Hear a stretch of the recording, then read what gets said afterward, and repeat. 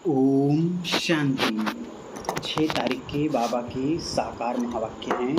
बाबा ने सुनाया, मीठे बच्चे, बाप का बनने से तुम बिगड़ कौड़ी खर्चे सेकंड में जीवन मुक्ति का अधिकार पा लेते हो। निश्चय हुआ और वर्षा मिला।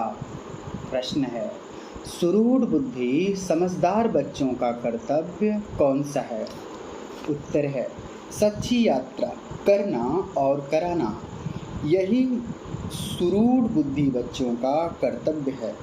सच्ची यात्रा है मन मना भव। इस यात्रा से और धक्कों से बच जाएंगे। जैसे बाप कल्याणकारी है, वैसे सुरूढ़ बुद्धि बच्चे बाप समान कल्याणकारी होंगे।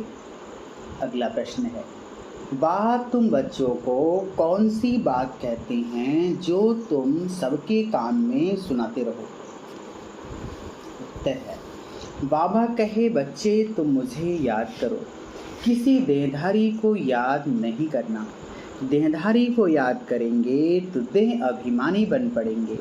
इसलिए सदैव समझो, देहधारी सब मरे पड़े हैं। हमें बाप को याद करना है। यही बात सबके कान में सुनाते रहो। गीत है, तकदीर जगाकर आई हूँ। ओम शांति। बच्चों की तकदीर बनाने में कोई खर्चा लगता है? माँ बाप के पास बच्चा आया, बच्चों को कुछ खर्चा लगा वर्षा पाने में। पैदा होने से ही बाप की मिल्कियत का वर्षा मिल जाता है। अखबार में भी लिखते हैं ना कि फलाने वारिस का जन्म हुआ। बच्चे को कोई खर्चा लगा नहीं, जन्म लिया, उनको कोई खर्चा नहीं। कोई बहुत धनवान है, बच्चे नहीं हैं, एडॉप्ट करते हैं। बच्चे का कोई खर्चा लगा? कुछ भी नहीं। यहाँ भी गाया जाता है, सेकंड में जीवन मुक्ति। दुनिया वाले भल जीवन मुक्ति का अर्थ नहीं जानते हैं। अब यह तो जानते हो, विश्व के मालिक जीवन मुक्ति देवताएं थे। भारत में ही जीवन मुक्ति होती है। अब बाप पूछते हैं, बाप का बनने में कोई खर्चा लगता है? बस बाबा मैं आपका हूँ। गाया भी जाता है, जनक को सेकंड में जीवन मुक्ति मिली। सिर्फ बाप की पहचान मिली। जिनके लिए बाप युक्तियाँ बतलाते रहते हैं। बताओ, पारलौकिक परमपिता परमात्मा से आपका क्या संबंध है? परमपिता वह तो बाप है। बाबा कहते हैं, मेरा बनने के लिए खर्चा लगता है? कुछ भी नहीं। सिर्फ मेरा बनो, खर्चा कुछ भी नहीं। एक सेकंड में जीवन मुक्ति। खर्चे की बात ही नहीं उठती। बच्चा आया, क्या खर्चा हुआ? तुम बाप के बनते हो, क्या खर्चा हुआ? सिर्फ बुद्धि से ही निश्चय किया कि मैं आपका हूँ। समझते हैं बाप से स्वर्ग की बादशाही मिलती है। बाप स्वर्ग का रचयिता है। वर्षा मिलता है, हेवन की बादशाही। निश्चय की बात है ना। पाई भी खर्चा नहीं करो, याद से ही तुम हीरे जैसा बन जाएंगे। हम लिखते भी हैं, तुम जीवन मुक्ति पा सकते हो। कौड़ी भी खर्चा करने बिना तुमको बादशाही मिल जाएगी। तुम कितने धक्के खाते हो। भक्ति मार्ग में यात्राओं पर मनुष्य बहुत धक्के खाते हैं। उनमें पंडे भी रहते हैं। या कोई धर्माऊ पुरुष धक्के खिलाते हैं। पैसे भी बहुत खर्च करते हैं। मिलता तो कुछ भी नहीं है। यह बात तो समझाते बहुत हैं, परंतु किसकी तकदीर में नहीं है तो बुद्धि में बैठता नहीं है। कोई युक्ति निकाल धक्के खाने वालों को बचाए। सिर्फ बाबा की मुरली सुना, फिर जाकर सुनाया, यह कोई बड़ी बात नहीं है। सिर्फ बाबा की मुरली सुना, फिर जाकर सुनाया, यह कोई बड़ी बात नहीं है। किसको क्या बोलना चाहिए, क्या करना चाहिए। ट्रेन में यात्रा करने जाते हैं, क्या युक्ति निकालें? बाबा जैसी युक्ति बतलाते हैं, वह कोई अजुन अमल में नहीं लाया है। कोई को भी प्यार से समझाना चाहिए। पतित पावन ज्ञान के सागर से आपका क्या संबंध है? इस समय तक बाबा को समाचार नहीं लिखा कि बाबा इस धंधे में मैं लग गया हूँ। फलाने से पूछा है, वह क्या कहते हैं? कुछ भी बाबा को समाचार नहीं देते हैं। बाबा से तुम 1 सेकंड में जनक मिसल जीवन मुक्ति पा सकते हो। अगर यह पहेली हल की तो बाबा फर्स्ट क्लास बात सुनाते हैं। प्लास्टिक पर छोटे कार्ड छपवा लो, अच्छे पोस्ट कार्ड हो जो कहाँ भी भेज सके। तीर्थों पर तो धक्के ही खाते रहते हैं। तुम लिख भी सकते हो कि जन्म जन्मांतर के धक्कों से छूटना चाहते हो तो यह पहेली हल करो। इसे हल करने से 1 सेकंड में जीवन मुक्ति पा सकते हो। बाबा अक्षर तो देते हैं।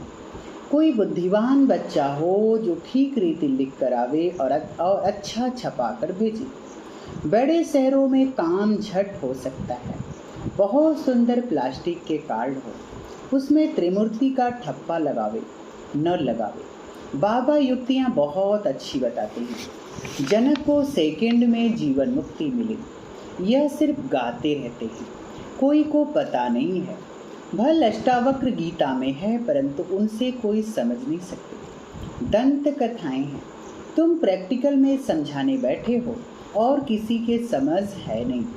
समझदार है तो एक गॉडफादर, बाकी सबको रावण ने नॉन सेंसिबल बना दिया है। पावन को सेंसिबल, पतित को नॉन सेंसिबल कहा जाता है। इस बेहद की बात को कोई जानते नहीं है। यह तो बिल्कुल सिंपल है, सिर्फ बोले हाँ बरोबर हमारा पिता है। पिता से तो जरूर बिगर कोई खर्चा बच्चे को वर्षा मिलना चाहिए। बच्चा पैदा होता है और वर्षा मिल जाता है। लौकिक बाप से बच्चे को वर्षा मिलता ही है जीवन बंध का। यह एक ही बाप है जिसको पतित पावन कहा जाता है। यहाँ तो है ही रावण का आसुरी मत। अब तो यह ईश्वर बाप है, कहते भी हैं ना, हेवनली गॉड फादर, तो उससे ही हेवन का वर्षा मिलना चाहिए। हेवन कहा ही जाता है नई दुनिया को। पुरानी दुनिया का तो महाविनाश सामने खड़ा है। जितना देरी होती जाएगी मनुष्यों को विनाश का निश्चय आता जाएगा। मनुष्यों को दिल में आता भी जा रहा है। समझते हैं कल भी लड़ाई छिड़ सकती है, यह भी समझते हैं मौत सामने खड़ा है। तुम भी बतलाते हो हम प्रजापिता ब्रह्मा कुमार कुमारियां हैं। शिव बाबा के बच्चे तो है ही, वर्षे के हकदार बन जाते हैं। बस सिर्फ बाप और वर्षे को याद करो। कार्ड में भी यह अक्षर डालने हैं। यह एक ही पहेली हल करो तो 1 सेकंड में बिगर कौड़ी खर्चा जीवन मुक्ति मिल सकती है। सिर्फ बाप और वर्षे को याद करने का है। बस स्वर्ग का मालिक बन जाएंगे ना। सेके स्वर्ग में भी नंबरवार पद तो है ना। ज्ञान से फिर आप ही समझ जाएंगे कि हमको क्या करना है। यहाँ पैसे आदि की कोई बात नहीं है। बाबा हमेशा बच्चों को कहते हैं मांगने से मरना भला। बाप से वर्षा पा लिया फिर मांगते क्यों हो। माँ बाप दोनों चाहते हैं एक लड़का वारिस हो। तुम अभी बाबा के बच्चे हो ना, सब फादर कहते हो ना। बाप आत्माओं से बात करते हैं, अरे लड़के तो तुम हमारे हो ना। फिर मुझे और वर्षे को क्यों नहीं याद करते। इन लड़कों आत्माओं से बात करता हूँ ब्रह्मा तन द्वारा। ब्रह्मा के भी तुम बच्चे ठहरे, नहीं तो ब्रह्मा के घर आ कैसे सकते। ब्रह्मा कुमार कुमारियों का वर्षा मिलता है दादे का। स्वर का रचयिता कोई ब्रह्मा नहीं है। तुम्हारा गुरु तो कोई ब्रह्मा नहीं है, सदगुरु तो है ही ये। यह ब्रह्मा भी उससे सीखते हैं। ऐसे नहीं कि सीखकर वह चला जाएगा तो हम गद्दी पर बैठ जाएंगे, नहीं, ऐसा होता नहीं है। सदगुरु एक ही है। हम सब उनसे सीखकर सदगति को पाते हैं। बच्चे सर्विस कर सकते हैं, बहुत चांस है। मंदिरों आदि में भी यह कार्ड ले जाकर समझा सकते हो, कोई काम करके दिखावे। बाबा जो युक्ति बताते हैं बड़ा ही इजी है। बाबा जांच करते रहते हैं, देखे कहाँ से समाचार आता है कि बाबा ट्रेन में हमने 10-20 से यह प्रश्न पूछा। एक से प्रश्न पूछेंगे तो 10 सुनेंगे। घर में बैठ किसी को समझाया यह कोई बड़ी बात थोड़े ही है। बाप कहते हैं सिर्फ बाप और वर्षे को याद करो। छोटे बच्चे को तो बुद्धि में नहीं रहता है, जब बालिग होता है तब बुद्धि में रहता है। तुम्हारे तो आर्गन्स बड़े हैं, सेकंड में जीवन मुक्ति मिलती है। जानते हो बाबा हमें स्वर्ग का वर्षा देते हैं। बेचारे मनुष्य बाहर बहुत धक्के खाते रहते हैं, उन्हों को छुड़ाएं कैसे? इसमें युक्तियाँ बहुत चाहिए। कितनी बच्चियाँ घर बैठे लिखती हैं कि बाबा हम तो आपके हो गए, कभी देखा भी नहीं, मिली भी नहीं। लिखती हैं बाबा हम आपके हैं, आपसे वर्षा हम लेकर ही रहूँगी। मार भी खाती रहती हैं। ऐसी बच्चियाँ बहुतों से आगे जा सकती हैं। तुम तो मार भी नहीं खाते हो तो भी यह सर्विस नहीं करते हो। बाबा की भी सुनी अनसुनी कर देते हैं। तुम कोई भी भाषा में कार्ड छपवा सकते हो। काम करने वालों की बुद्धि चलनी चाहिए। बाबा कोई जास्ती काम थोड़े ही देते हैं। उस दुनिया की गवर्नमेंट की कितनी बड़ी पंचायतें हैं विनाश के लिए। तुम्हारे पास अविनाशी पद पाने के लिए कितनी अच्छी युक्तियाँ हैं। भक्ति मार्ग में बहुत खर्चा करते हैं और तुम देखो क्या कर रहे हो, कोई खर्चा नहीं। भक्ति मार्ग में बहुत खर्चा होता है। तुम 1 सेकंड में जीवन मुक्ति पाते हो। सेंसिबल जो बच्चे हैं वह बाबा का को कार्ड छपा कर दिखाओ। हम कितना सहज बाबा से वर्षा ले रहे हैं। मनुष्य तो कितने दुखी होते हैं, कितने तो यात्रा में बीच से ही लौट आते हैं। गरीब बेचारे बहुत भटकते हैं, उन बेचारों पर तरस पड़ता है। तुम गॉड फादर के बच्चे हो तो तुमको तो स्वर्ग में आना चाहिए। यहाँ तुम नरक में क्यों पड़े हो, यह कोई बताने वाला चाहिए। तुम किसको भी समझा सकते हो कि अल्लाह को याद करो। अल्लाह के घर जाने के लिए वहाँ से ही तुम आए हो। अब बाप को याद करो। नन वट वन, नन्स को ही समझाना पड़े। तुमको याद करना है गॉड को। क्राइस्ट ने भी उनको याद किया है। समझो ब्रह्मा चला जाता है तो तुमको याद तो सिर्फ बाबा को करना है, शरीर तो छूटेगा ही। तुमको याद उनको करना है। सिर्फ बाबा कहते हैं सिर्फ मुझे ही याद करो, किसी देहधारी को याद नहीं करना है। देही अभिमानी बनना है। देहधारी तो सब मरे पड़े हैं। बाप कहते हैं मामेकम याद करो। दुनिया में तो 1-2 को दुखी करते रहते हैं। यहाँ हम एक कान में सुनाते हैं, है बहुत ईजी। यहाँ हम एक बात कान में सुनाते हैं, है बहुत ईजी। अलफ और वे, बाप और बादशाही को याद करो। मन मनाभव का अर्थ ही यह है, बाकी तो सब है डिटेल। बाप कल्याणकारी है, बच्चों को भी कल्याणकारी बनना है, बच्चों को भी सबूत देना है। आज हमने कितनों का कल्याण किया। कल्याण करने लिए घूमना पड़ता है। धर्म स्थापना अर्थ भी धक्का खाना पड़ता है। हम ऐसी यात्रा सिखलाते हैं जो कब दूसरी यात्रा करनी न पड़े। मन मनाभव, यात्रियों के पिछाड़ी लग जाना चाहिए। बड़ी सुरूर समझदार बुद्धि चाहिए। अच्छा, मीठे मीठे सिकिलदे बच्चों प्रति माता पिता बाप दादा का याद प्यार और गुड मॉर्निंग। रूहानी बाप की रूहानी बच्चों को नमस्ते। हम रूहानी बच्चों की रूहानी माता पिता बाप दादा को याद प्यार गुड मॉर्निंग, नमस्ते बाबा, नमस्ते, शुक्रिया बाबा।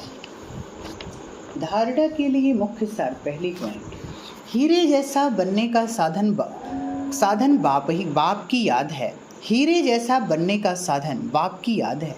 बाप की याद से बिगर कौड़ी खर्चा विश्व की बादशाही मिल जाएगी। इसलिए निरंतर एक बाप की याद में रहना है। दूसरी पॉइंट, मांगने से मरना भला। बाप से सब कुछ मिल गया इसलिए मांगना नहीं है। कल्याणकारी बन सबको सच्चा रास्ता बताना है।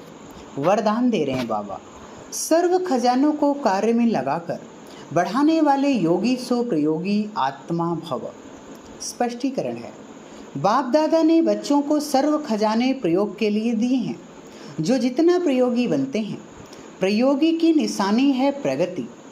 अगर प्रगति नहीं होती तो प्रयोगी नहीं। योग का अर्थ ही है प्रयोग में लाना।